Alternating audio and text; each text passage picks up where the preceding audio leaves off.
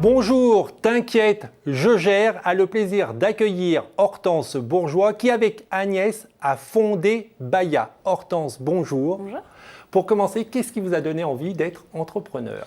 Alors, il y a plein de choses qui m'ont donné envie d'être entrepreneur. J'ai fait une spécialisation en entrepreneuriat pendant mes études. Donc, c'était déjà un premier pied à l'étrier sur le monde de l'entrepreneuriat. J'ai ensuite travaillé pendant 2 ans dans une start-up. Et c'était aussi le fait de voir les cofondateurs au quotidien, leur succès, leurs échecs, qui m'a aussi donné envie d'entreprendre. L'autre chose, c'était aussi de rencontrer mon associé, qui a fait que ça facilite beaucoup de choses dans son quotidien d'entrepreneur, d'avoir quelqu'un avec qui partager son quotidien. Et voilà, et le dernier facteur, entre guillemets, c'était que j'avais envie d'avoir un peu un poste touche à tout. Je ne me retrouvais pas trop dans les fiches de poste très définies des entreprises ou des différentes boîtes. Et du coup, j'avais envie de faire du marketing, de la logistique, de la finance, de la communication. Et je me disais que l'entrepreneuriat, ça pouvait être un moyen pour moi de chapeauter un peu tous ces sujets-là qui m'intéressaient. Je l'ai dit, vous avez créé Baya, mais avant de créer Baya, est-ce que vous aviez eu une première expérience d'entrepreneur, mais au sens large? Alors, pas forcément la création d'une entreprise, mais peut-être des projets que vous avez menés à bien. Oui, alors pendant ma scolarité à l'ESCP, j'ai participé à la fondation d'une association qui s'appelle le Star Trek, qui existe toujours d'ailleurs aujourd'hui. C'était en 2009 à l'époque, je pense. Donc c'était un premier pas dans le cadre associatif, mais qui permet d'apprendre un peu les bases, aussi du travail en équipe, de comment est-ce qu'on mobilise des gens autour d'un projet, comment est-ce qu'on lève des fonds, de tout ça. Et donc c'est un joli premier pas dans le monde de l'entrepreneuriat. Maintenant, vous êtes à la tête de Baya. Que fait Baya ? Alors chez Baya, on rend joli des tapis et des accessoires de sport. On est parti du constat qu'un tapis de sport, c'était pas très beau, c'était souvent violet, ça sent pas bon. Bref, c'est vraiment un peu un moyen de se dire qu'on n'a pas envie de l'utiliser et de pratiquer. Une bonne excuse. Exactement. Du coup, Agnès, qui est designer, crée des jolis tapis de yoga et des accessoires de sport. Et l'idée, c'est de se remettre un peu sur la tendance du produit joli dans l'univers du bien-être et du yoga. Alors, comment vous est venue l'idée de Baya ? C'est justement, vous aviez un tapis un peu pourri qui sentait pas bon, vous vous êtes dit, je vais en faire un autre ? C'est un peu ça, c'est parti du principe que moi, je pratiquais le yoga depuis quelques années. J'avais un tapis assez classique, gris, dans une matière pas très confortable, que j'avais pas très envie d'utiliser. J'en ai parlé avec Agnès, qui était du coup designer, et qui m'a dit mais en fait on peut les rendre jolis, c'est complètement possible. Il y a des très jolis leggings de sport, des très jolis baskets, on peut aussi rendre jolis des tapis de yoga. Donc c'est venu de là. Donc moi, utilisatrice à la base, de comment est-ce qu'on pouvait donner un petit coup de neuf à l'existant et le rendre tendance. Ça veut dire que si on veut entreprendre, il faut être curieux, il faut être à l'affût des choses qu'on n'aime pas bien en disant il y a peut-être une solution à créer et qui va me permettre de devenir entrepreneur.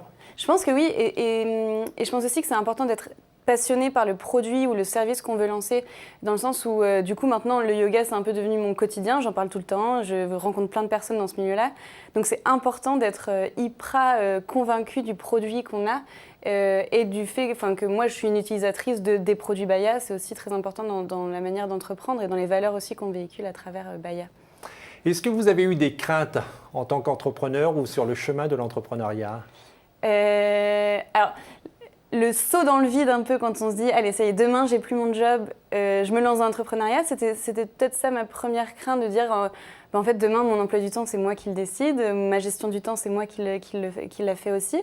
Depuis, il n'y a pas eu des grosses périodes de doute ou de crainte. Il y a des petites périodes parfois de flottement, où on se demande alors c'est quoi les prochaines grosses étapes ou comment on s'organise pour arriver à nos buts. Mais pour l'instant, non, on n'est pas trop... On est plutôt optimiste. Et quand on est dans cette période de flottement, on se raccroche à quoi ? On fait 1 heure de yoga ou alors on prend un peu de recul par rapport à tout ce qu'il y a à faire et on fonce ? Ouais, l'heure de yoga ou de sport ou de ce qui nous fait du bien et ce qui nous nourrit un peu, ça peut être aussi de boire un coup avec des amis. Enfin, chacun trouve un peu des périodes, des moments où on fait autre chose. C'est hyper important, je trouve, dans l'entrepreneuriat. Et puis, on prend du recul. Et c'est des choses comme via le MoveJ, par exemple, on a des moments avec des mentors où on lève un peu la tête du quotidien, de l'opérationnel. C'est hyper important parce qu'en fait, on se rend compte que les solutions à nos problèmes, parfois, on les voit juste pas parce qu'on a la tête dans le guidon. Et donc, d'avoir des moments un peu off, de prise de recul, c'est très important. Oui. Et ça, c'est un conseil qu'on donne et qu'on peut répéter. Il faut se faire accompagner. C'est plus simple d'entreprendre quand on est accompagné. Et un bon accompagnateur, ça peut être effectivement le MoveJ. Pour terminer, donc ça, c'était un conseil. Est-ce que vous avez d'autres conseils à donner aux jeunes qui souhaitent entreprendre? Oui, l'effet de se faire entourer, c'est évidemment très important pour nous. De personnes bienveillantes aussi. La bienveillance, on aime beaucoup ce mot-là. C'est se dire que c'est des gens qui n'ont pas forcément un intérêt financier ou autre dans l'entreprise, mais qui va juste avoir son expertise et son regard à lui. Et l'autre conseil qu'on aime bien donner, c'est de s'associer avec des gens qui sont différents de nous, qui n'ont pas le même formatage, qui ont une manière de penser qui est différente, et du coup qui apportent vraiment un gros plus quand on est associé dans une entreprise. Donc voilà, de ne pas avoir peur de s'associer avec des gens différents, qui peuvent remettre parfois en cause la façon de penser, mais qui est primordial pour faire grandir et grossir une entreprise. Et seul, vous seriez parti? Non. Donc l'importance aussi, ouais, c'est plus rigolo, à plusieurs. Ouais, et puis de pouvoir partager ça avec des gens, ses associés au quotidien. Et aussi, quand l'équipe va grandir, c'est important d'avoir des bases solides d'association. Ouais. Merci beaucoup. Merci à vous. Et bravo pour ce que vous faites. Et vous pouvez bien évidemment retrouver d'autres témoignages d'entrepreneurs et plein de bons tuyaux pour cultiver votre esprit d'entreprendre sur kangai.fr. Au revoir.